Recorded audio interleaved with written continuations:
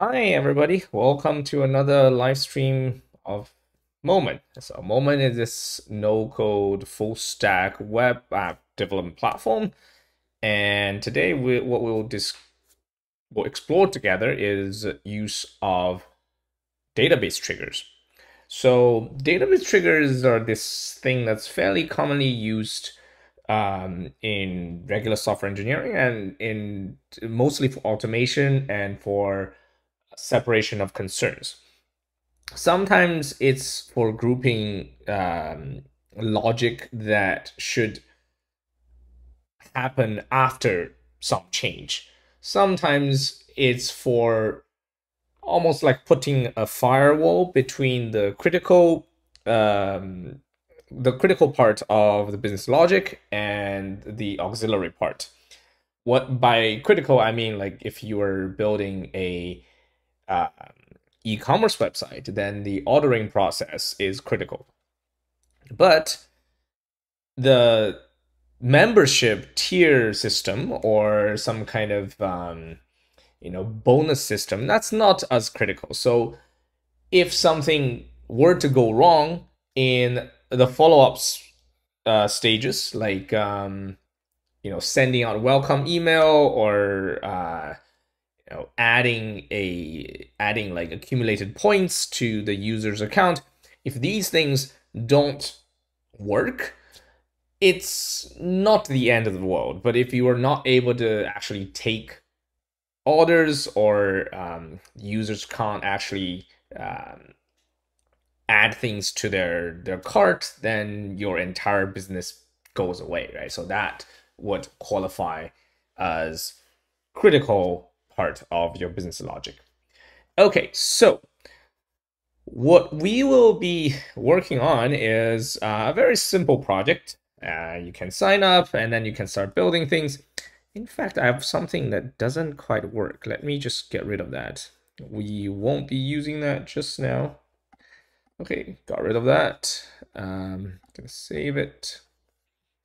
And then I'll get rid of the payment because in this case uh, will simulate the effect of actually paying for something, right? So, but not actually pay it because that's not the purpose of this particular uh, demo. All right, so we've got our nice log thing, which later we can take a look at. Just going to deploy the backend, and we'll use Zamira as our tool. Okay, so I'm going to log myself in. I am, as usual, Jiang Kai 0. That means I haven't. Okay, so I've got this thing. I've got some products that I can buy. So these products are in the product table. Very makes logical sense. They're of different prices. And what we can do is we can add some to a cart. Well, the problem with the cart, well, I haven't actually built the cart, so if I just add some, you will actually see them in the database, but like usually you would actually build out the whole visuals, but I'm lazy, so we'll just take a look at here. So these will be added into the cart table. So in this case, account 01, which is Jiang Yaokai 0, has added 2 of this soldering iron kit and two of whatever this button thing. Now, if I just click on this one more time, this should become 3, right? So as expected, now the amount is 3. That's simple enough. Now, the next thing we will do is we'll try to check out. So this basically just works, but we'll see how. So checkout, once I clicked on checkout, the effect is that everything in cart items for that user will get transferred to the line item table, and then there will be a purchase order of those line items. So if I refresh now, in the cart item, it'll be empty. So that is empty. That's all good. We go to the line item. So this new thing belongs, this is the one that we just created. it belongs to the purchase order 21. So that was the new thing that we just created. It has two line items. One of them is for this button thing, and the other one is for the soldering kit. That's all fine and dandy. Okay, so assuming if the payment were to go through, then the status should become paid, right? So imagine if it just becomes paid. That's all very simple. But once that becomes paid, we should reduce the inventory count. It can be argued that you should reduce the inventory count as people add the line item. As they add the items into the cart. But that's your decision, all right? So let's say we want to reduce the inventory count for that product. So each product has a certain inventory count. We want to reduce that, and as soon as things get paid. So how do we do that automatically? So let's give it a try, okay? So first of all, we need an action flow that does the inventory reduction. So we just call it the inventory reducer or something. Okay, so the input of that will be the input of that should be the purchase orders ID, because that's the thing that's going to change. All right, so we just call that purchase order ID. And there's no output because it's going to be running in the back end. Nobody will be actually able to see anything. And okay, so then we need to we actually, in this case, we will have to use a custom code component, so that's unfortunate. But so we'll say reduce inventory, and the input again is that just piped in, right? So that's the order ID, and we get that from the purchase ID. Okay, and what we need to do is reduce the first get all the line item out, and then for every single line item, run another update on the product table to reduce their inventory count. Okay, so how do we do that? First, we need to query them out. So to count, okay, first we need to get the order ID. The order ID equals context.getArg. So this is we're trying to make this better by not having you to do to make the JavaScript all the time. So this can be configured visually. I think that will come some point, maybe before beginning of summer, so before June. That's the timeline we're looking at.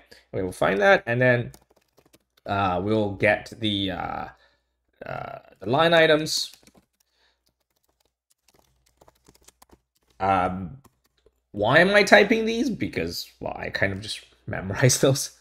Find line items, okay, and that'll be like query find line items, okay, and inside that, I'll just be, I will not be too lazy. I was trying to be lazy. Where this is a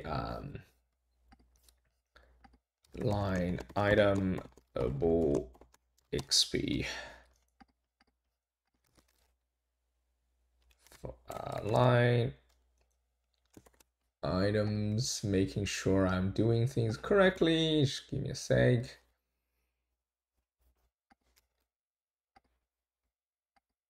Yeah, I have a thing that's running called Altair, and this thing freezes up all the time. Oh god. Anyways,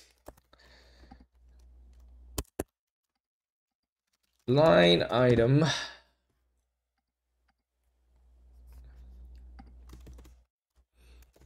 where an then we'll just get the product ID and amount. So those are the things we'll be getting out of the line items. We only care about what product ID it's using, it corresponds to, and then how many pieces we'll be reducing this by. Okay, so the where line item bool XP, so that seems about right. The next thing is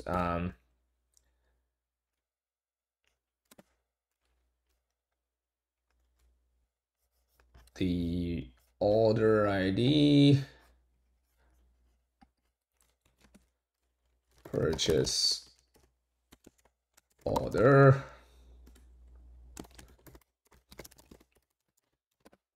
and that's the order ID. Okay. And lastly, that's just mostly boilerplate. You need a row. That's admin row dot line item. Okay, so that these gets out the line items.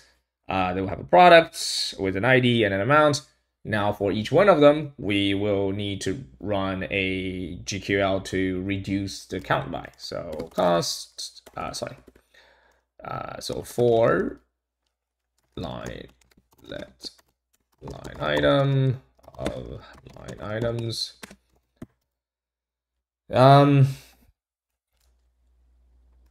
Const where equals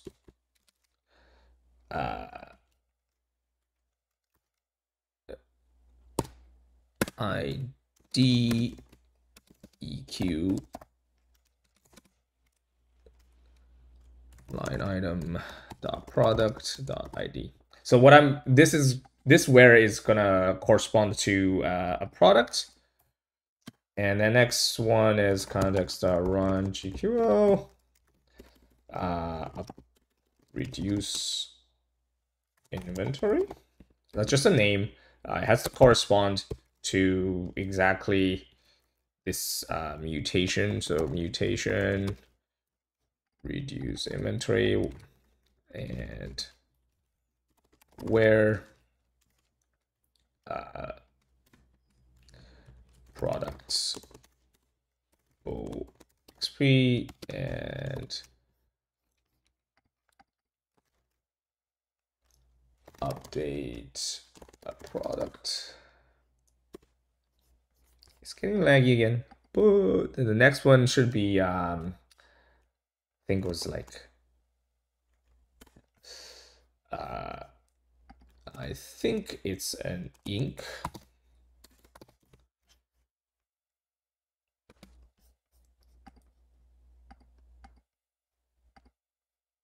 Yeah, so that's product ink input.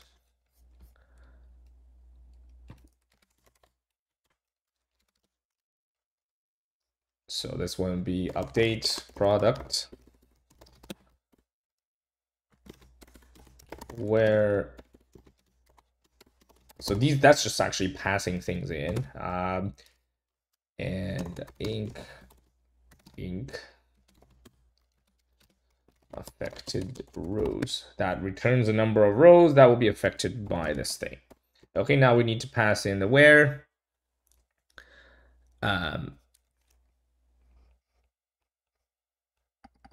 Sorry, missing one. Where? And then here is first the where, and second one is gonna be an ink, and that is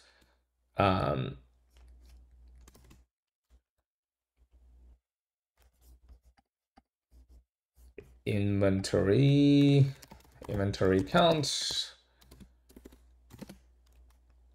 0 minus the line item dot amount. Okay, so what this does, let me just finish typing this entire thing. Row admin. So what it is trying to do is for every single line item, right? This is a for loop.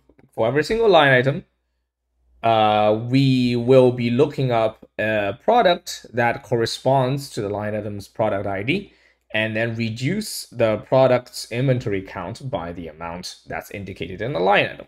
Okay, and that's all we need to do. That's the entire thing of this code block, and we'll just save it, and then we don't need to update that yet. But when do we run this? We run this whenever an order goes from new to paid. So how do we do that? We can add a trigger, and you can see there's 3 types. Today we'll only be interested in database changes. It will be an update on the purchase order table. Okay, and it has to go from new to paid. So before update, the status has to be new, and after update, the status has to be paid. Why is it new and paid? Well, that's really just your own convention. You can set it to be something like, basically, you need to know what exact string corresponds to what, right? So that's just based on you. In my case, I'm going to choose new and paid as the 2 status, but maybe there's also going to be like refunded or something, or canceled. You have to decide what statuses there are for your purchase order. Okay, so,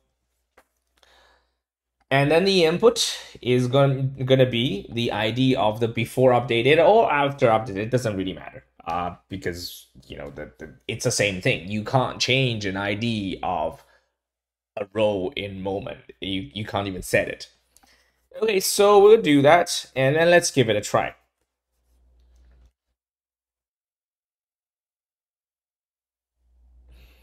It's doing its thing. Should be done soon. Okay, should be done. Okay, so let's go to, I think this is a UI bug, but let's first go to database, and then in the purchase order, we already have this paid thing, right? So if we do change the status of a previous purchase order, which is what it bought was, I think, iPhone or something.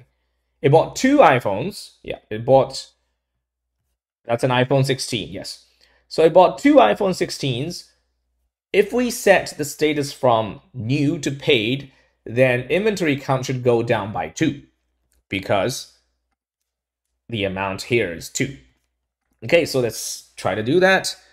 Right, let's go to paid. So now that's paid, and let's go to the product page. Well, that didn't. What went on? I don't know. So let's take a look at the log. Okay, so let's go to the triggers. Okay, I wrote something wrong. It did not work. Where has an invalid value? So map, but it was an integer. All right, so apparently I wrote some wrong code. Surprise, that's why we needed no code. All right, so at least it's easy to check when things do go wrong, right? So it is a find line items. I got that wrong in here. Find line items. Where purchase order is order ID.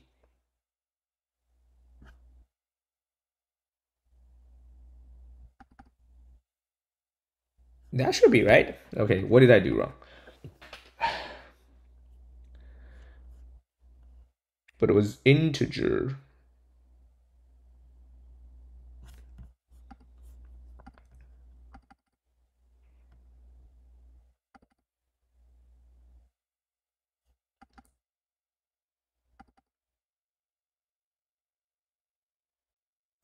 Ah, sorry. Equal. Forgot the equal here. All right, that should do it.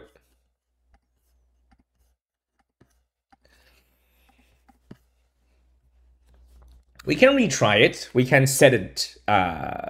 We can set the data back to new, and it shouldn't. Nothing should change because that doesn't satisfy the conditions. So okay, we're gonna make it new, and then we will check the line items. The corresponding product wouldn't have any had. It's still inventory is still 15. Nothing really changed. Okay, so let's also look at the logs. That was the previous log. That's 2 minutes ago. Nothing really changed. Now let's make it paid again. That should re-trigger that action flow. And let's run this, see if it happens. That's 21. I just wrote something wrong, reducing. I've written something wrong again. Update for where product is user is expecting product bool XP exclamation mark. Whoops. I should not code on the fly. I should have tested it out, but I haven't. I'm sorry. I'm missing an exclamation mark here. That's the one.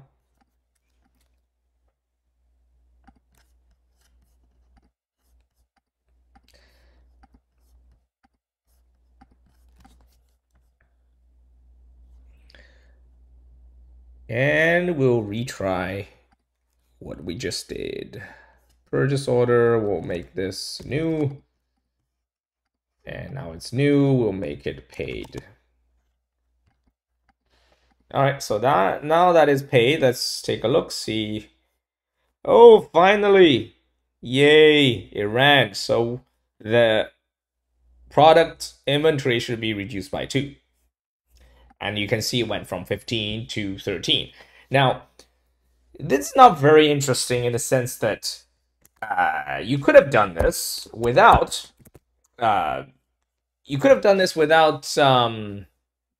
really using triggers. You could have done it, even updating it on the front end. Why don't we do it on the front end? Why don't we just have, an unsuccess here that does.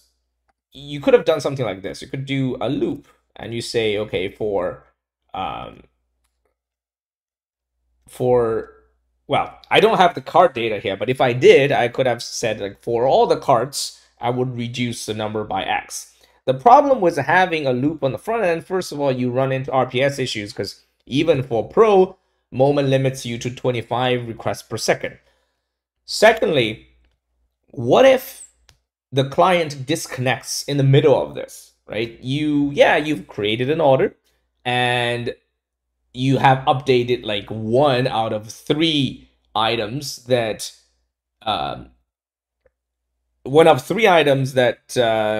needs their inventory amount adjusted, and the user either closes their window, shuts down their power, or loses connection. Now you're in the middle of some really broken state, and you need a way to actually fix it. So anything that has anything to do with consistency, if you want a consistent state means they are like self-congruent, then you really want the logic to be running on the back end, because there's all kinds of guarantees on the back end that you don't have on the front end, right? So just remember, anything that, especially things to do with money, do it on the back end, right? Front end is never trustworthy. Front end is usually just there for the benefit of the user, not really for the benefit of the server, because you need to recheck all the inputs anyways every time. Okay, so let's just try the same thing again and see if it works for multiple line items. Again, we had what do we have? We have 10 of soldering kit, and we bought 2 of them. And we have 20 of button, and we bought 3 of them.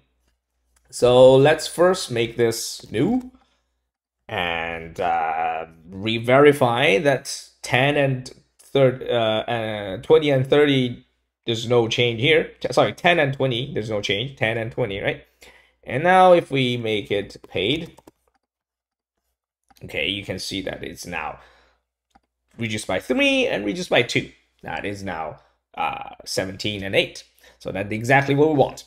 Another way of dealing with this thing is I have taken a shortcut of every time when you click on the plus sign, you would create a cart item and increase the amount by 1. But what if we keep reducing it, right? What if it becomes 0? Then this would go negative. So let's try this out. If I click this now, the solder wick, let's go back to the database and check out the solder wick. The solder wick, there's 20 of them, and in the cart item there's nothing.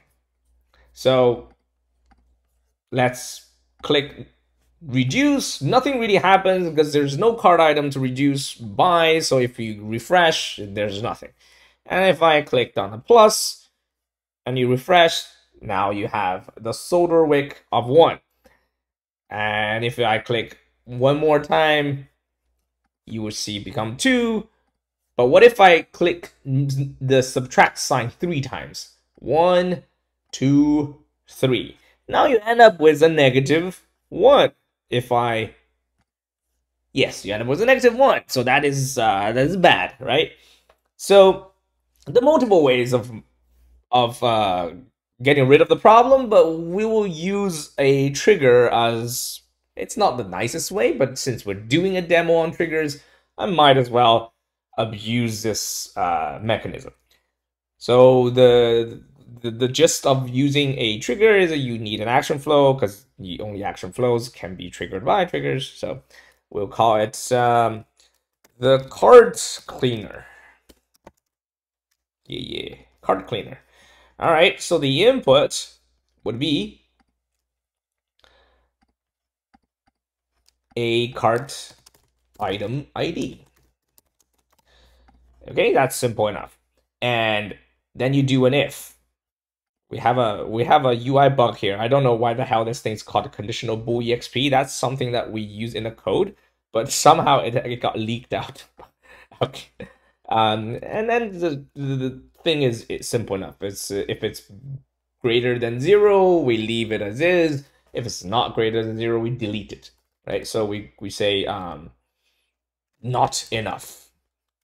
Right? Not enough means your sorry, well, first I need to read it out. We will have to read this out, query the data, get our cart item.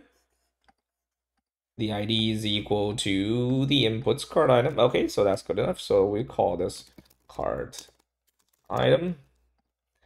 Okay, and here we'll say that the cart item's amount is greater than 0. Simple enough. If it's greater than 0,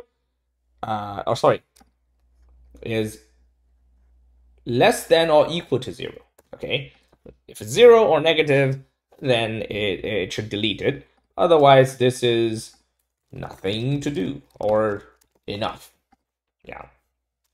And since these are mutually exclusive, you only need to configure one. If it doesn't satisfy the left one, it will try to do the right one. So in here we'll do delete, and we'll just delete that cart item. And ID equals the inputs cart item ID, and we'll call that remove useless or wrong cart item. Oh, damn. I'll just use this then. All right. And there's no output. Simple enough. You go to trigger here, you can't add it because you have to save it. It's the nuisance. It's something that we'll try to fix, but it's a nuisance. You have to get used to. Now, that is on whenever a cart item is updated, not created, because whenever it's created, it's 0. So it's updated. Okay, and an update on cart item the condition is that if the after update data, not before, but after update, well, actually, I don't even need that. Every time we can be quite lazy, and every time it runs, it just triggers the entire thing. But or actually, this is actually a better idea. After update, if the amount is, yeah, then I can get rid of this entire Boolean expression here. Less than or equal to 0, then we'll run this entire thing, and then it becomes much simpler. I'll just delete everything now. Delete and delete. We'll just call this a delete. Delete useless wrong card item. And we go to card item. We say the ID is equal to the input. Okay.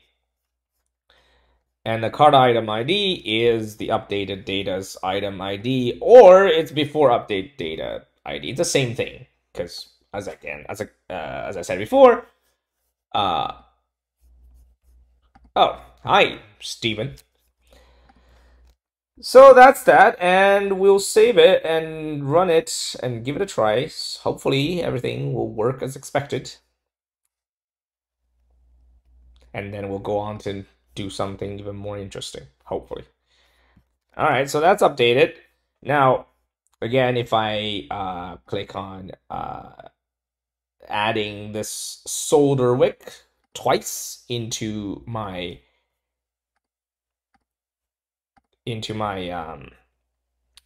cart, so now I have no, did I click twice or was? Let me just click again. Yeah, so it's 2 of them. That's as expected. Now if I click 3 times, or actually if I just clicked twice, subtraction, this line should disappear altogether. So if I click once, let's go back here and check. That's 1. Now click again, and it's gone. All right, so now you have a way to maintain the cleanliness of your database. Even nicer things that we can do with this is you can have like a point system, right? The way you can do it is, say, if in our account we have a total spend and a tier, right? So every time they pay for something, you would increase the total spend. And if their total spend goes, I don't know, from, let's say it only happens once. If it goes from 1,000 to, it crosses the 1,000 barrier, then it becomes, I don't know, gold or something. Tier becomes gold. So it's something like a poor man's membership system. So let's do the total spend thing. The thing is going to be quite simple. You just have another one. You say total spend accumulator. Oh, and another good thing about this is you don't want the user to be changing their total spend on their own. You only want that thing to be triggered when they pay for something. So one way is you can put it inside this callback, but it's kind of annoying because what if there are multiple ways of increasing total spend? So total spend, what it will take is an account ID. So account ID, and then all I need to do here is update the data, updater, and then we increase the total spend. Not just that, also the actual spend. Sorry, the spend. Decimal updater. Okay. Total spend, you increase that by the spend. and ID equals the account ID. All right, so that's done. Now you may ask me, like, why don't you change the tier system as well? Well, the problem is maybe there are other ways of changing the tier thing and other things that can trigger the tier change. So I don't really particularly want to have the tier updating logic inside the spend accumulator. As the name suggests, this is just the spend accumulator, but the tier, maybe we have like a specific tier adjuster or something. For now, let's just stick with this, right? Okay, so how do we trigger this? Anytime when the order gets paid. So before update, the status is equal to new, and after update, the status is paid. Okay, so it's the same condition. And in fact, at some point, we'll move out the trigger to be something of their own, because a single trigger can be used, the same condition can be used for multiple action flows. I mean, this is quite simple. You can just use the account, and the spend is the amount. All right, so that's all fine and dandy. So let's give it a try.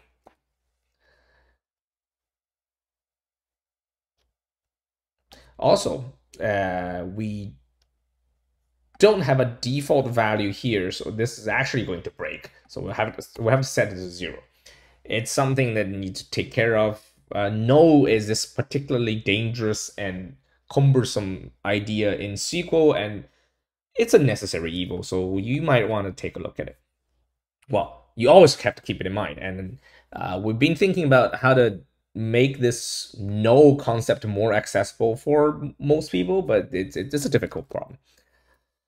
All right, so let's go back to our mirror and let's just buy some more iPhones. I'm gonna click on iPhone twice, right? And the result is in the cart. I should have 2 iPhones. That's me with 2 iPhones in my cart.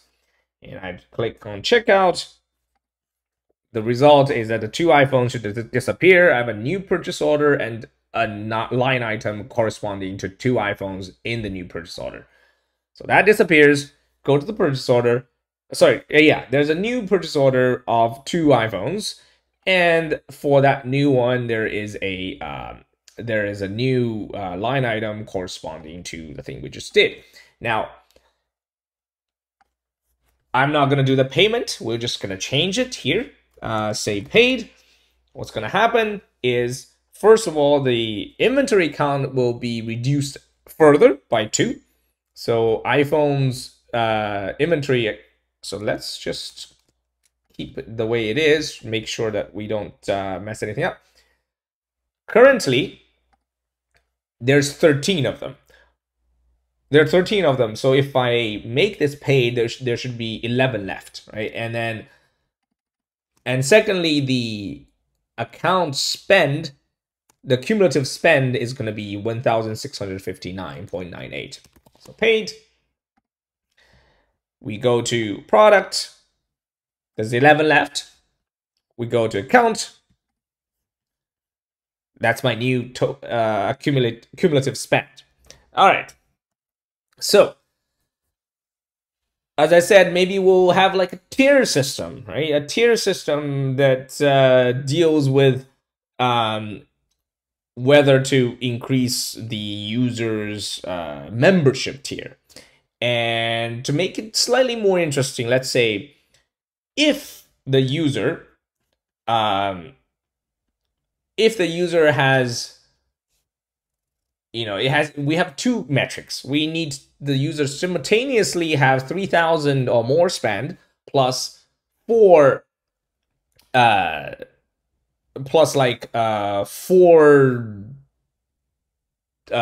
orders at least, 4 paid orders at least, right? So let's then you get to become gold. Otherwise, you stay in this nameless state. All right, so that means this will be triggered again by the purchase order. So whenever the purchase order is paid, we'll check whether that user's spend exceeds, let's make it 3,000 to make it, yeah, exceeds 3,000, and that the user's purchase count has exceeded 4. All right, so same drill, we'll call this tier adjuster. Can we connect a Moment with Supabase or Airtable? Yeah, you can connect them through APIs. That's just an API. You can do that. In fact, we will be releasing some videos on how to connect to either Supabase or Airtable. We don't have native integration in the sense we can't look at the meta APIs and figure out exactly what is available, but so that's all manual, but at least you can do it. And you can put them inside action flows as well. Where's my the adjuster? Tier adjuster. Yes, tier adjuster. What do we need? We need the account ID. And I think that's about it. And all we need to do is to update the account to have gold. And then the ID is equal to whatever the ID is passed in. And we have the condition on inside the trigger. Should not be a text. Update my tier. Equal to the account ID. All right, trigger. I'm going to save this. Add it in. Well, not as easy as Software. Plus, we're not trying to compete against Software. Software doesn't really give you much ability to customize anything. It's mostly for doing things the quick way and the expensive way. Software is like insanely expensive and slow by my standards, but I'm a backend engineer, so like that's, you know, my point of view is not shared among a lot of people, but such is life. All right, so can we do something like purchase order? We'll say the purchase orders before update is new, and the after update is paid. Again, we're not in the same space as Retool or Software. Both of these charge by accounts, and they are targeting either client portals with the number of clients in the not exceeding 1,000, I would imagine. And they will charge a few dollars per month per account-ish. Retool is even more internal. We are targeting more of like a public website. So it doesn't have to be a client portal. So our scale is more in the tens of thousands of users. In fact, we've had 120,000 daily active users for a single project, and that one only needed 4x, what was it called? Single tenant kit.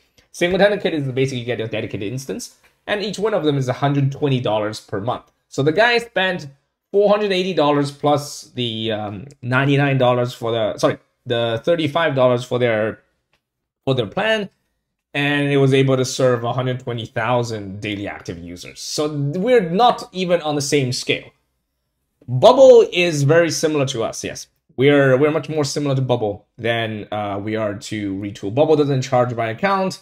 Bubble is quite a lot cheaper than Software, but still maybe an order of magnitude more expensive than Moment when you have lots of users.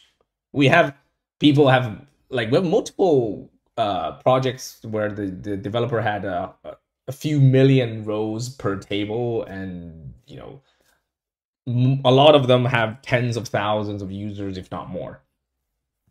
Anyways, going back to this, not sure if I can. We actually needed more things, right? We need the accounts. We need the accounts total spend to be. That's not good. This is not good. Actually, I shouldn't put it here. I should put it on just the change of account. So basically, that would be chained. So whenever somebody pays money, it will trigger a change on account, and on account, we'll decide whether the guy has enough paid orders, and then decide whether we want to continue executing. So let's do an update on account and couple things. After the update, is your total spend greater than or equal to 3,000? And the other thing is, in fact, even like, tier is not equal to gold. And can I move this up? Damn. Okay, I'll just delete this. Delete this. Because if the first one doesn't pass, then we don't actually... Wait, what? Why is it not happy?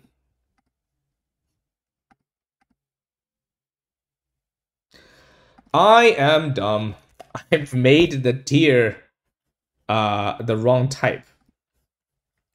What the hell? Why is it? Oh, big int. Okay, so it's not gold. It's 1, 2, 3, 4. Maybe I was aiming for like a numeric tier system. All right, so that is why I was like, what the?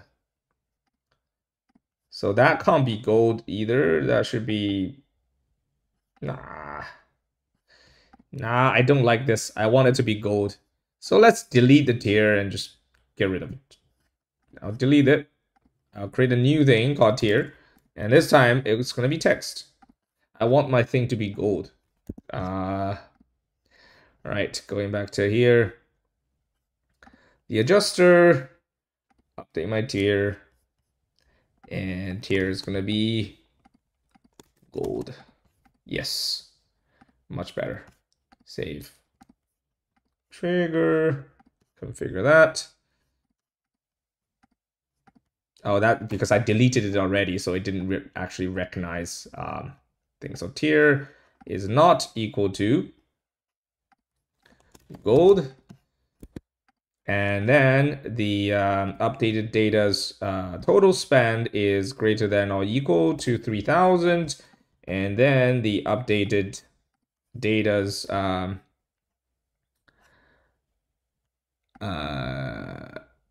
we can't do the other condition in here, so that's unfortunate.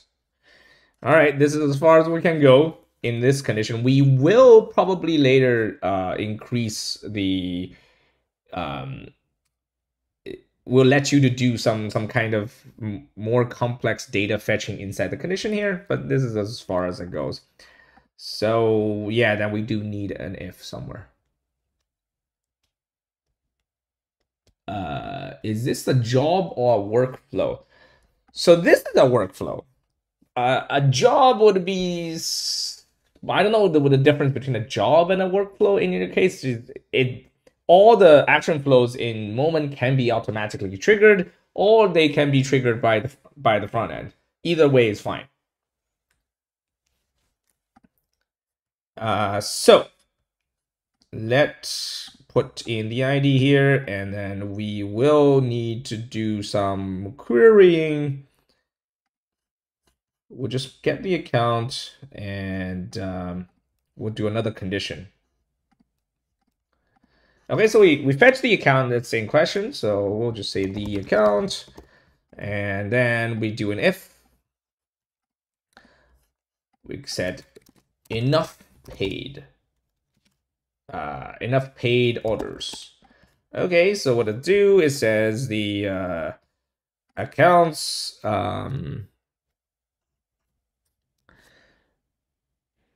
did I connect those two? Accounts should have a relation to orders. All right, all right, all right. Can't do it like this. Wrong again. I'm bad. Sorry.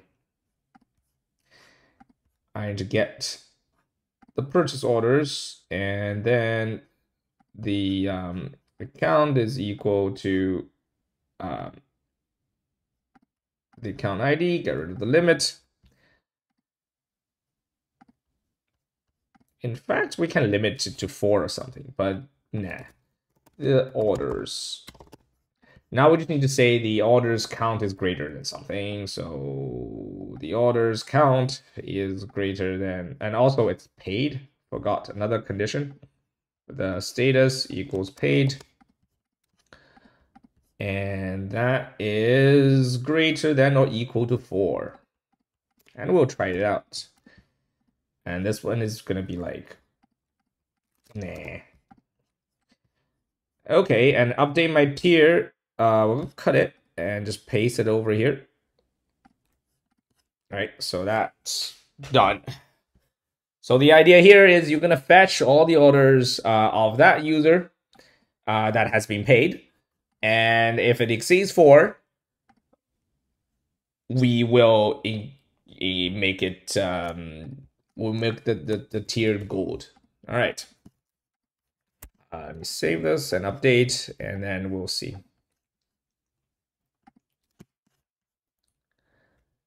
See if we can get our poor man's membership system out.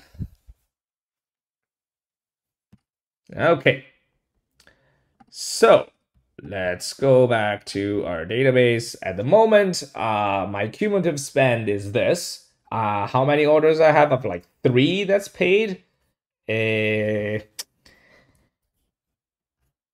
Let's just cheat and make this not paid, just in case, so we can showcase something, right?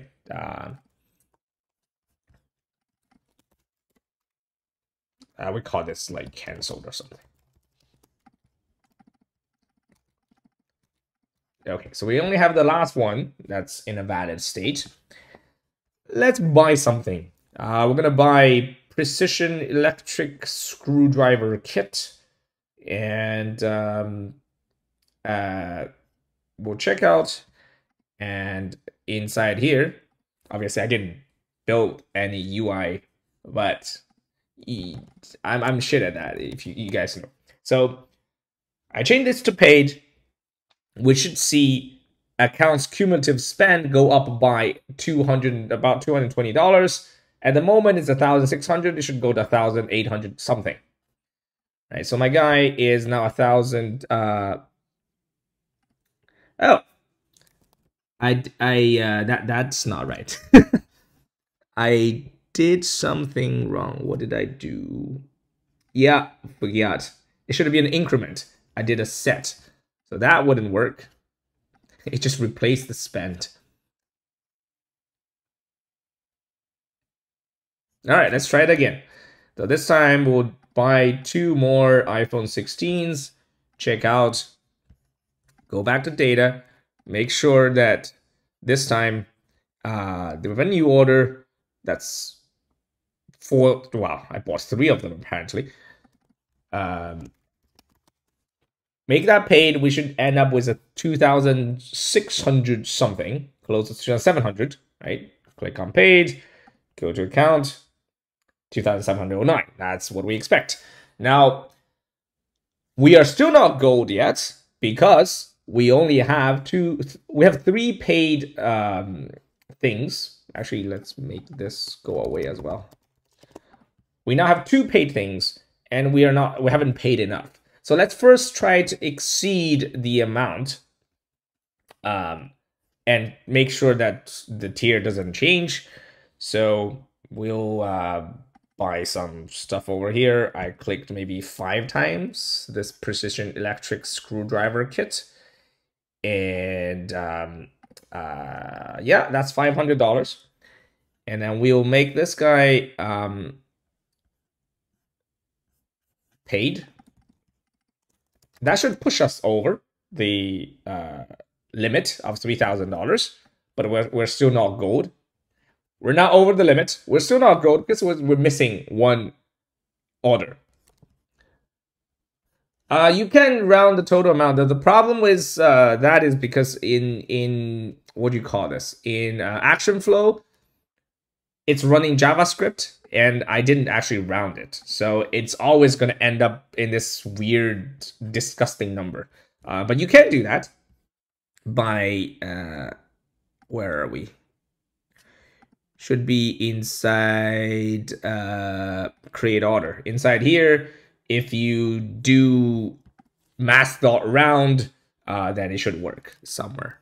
Somewhere here we need to do math.round, but I haven't done it.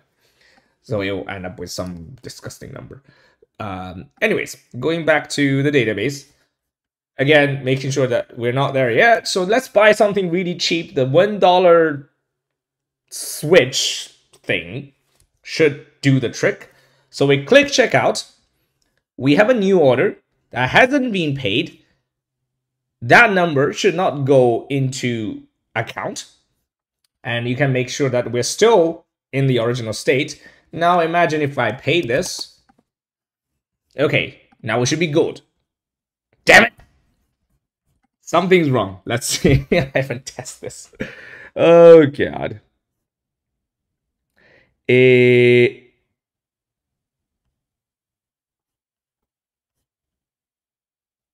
So we have a trigger.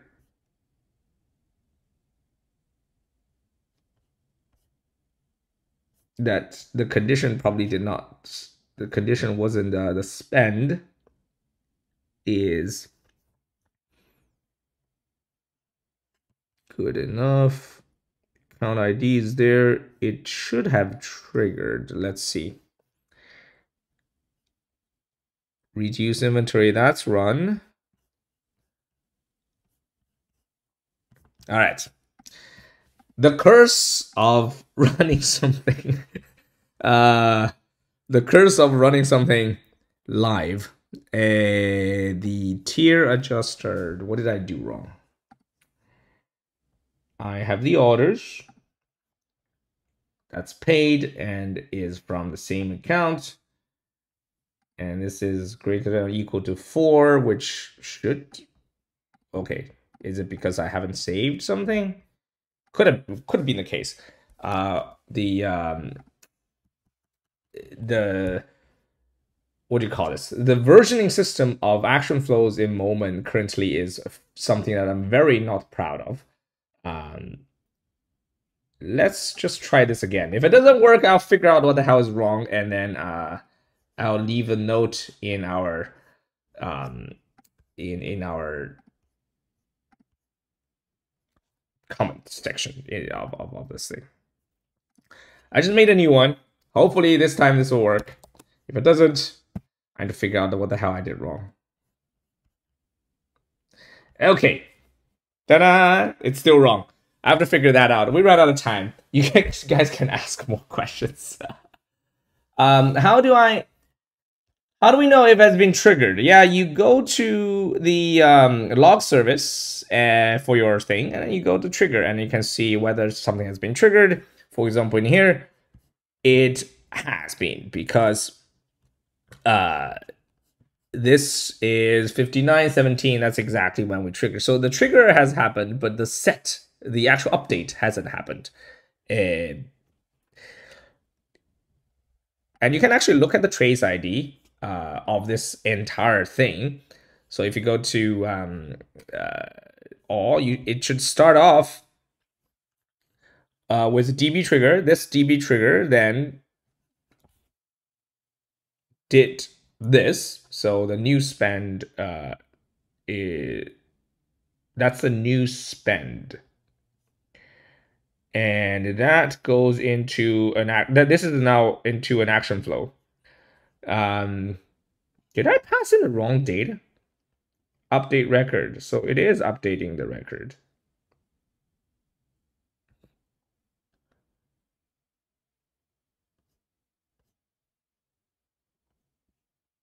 So that is correct. So updated the record.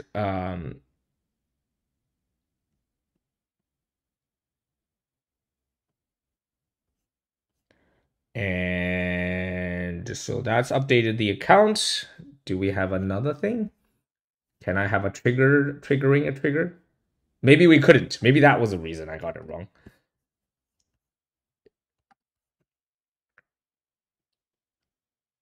The adjuster, the trigger is on account.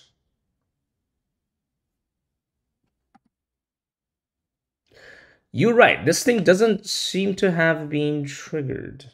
That is very, very odd. I have to figure that out. Sorry. Our poor man's membership system didn't get built in enough within the time limit allowed in this live stream.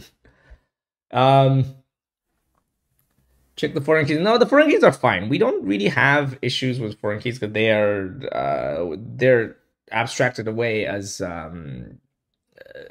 we call it relations. So we don't expose that directly. But yes, I will figure that out. I'll update what the hell's going on, and hopefully we'll have an answer, because otherwise it irks me as well. Yeah, I think that's all we'll do today now with this live stream. Essentially, what we got is, I just wanted to show you there are some automations that you can do. People frequently do things like when somebody signed up, you would send an email to their welcome email, can be done like that. You can use this to do, this membership stuff whenever, like, if people keep posting stuff, you can use that as to trigger accumulators. So whenever people write a post, or maybe they post a comment, you have some kind of counter to keep track of how many things they did. And eventually that can be used to grant them status and maybe benefits and stuff like that. Thank you very much. Thanks for all the time, and see you next time.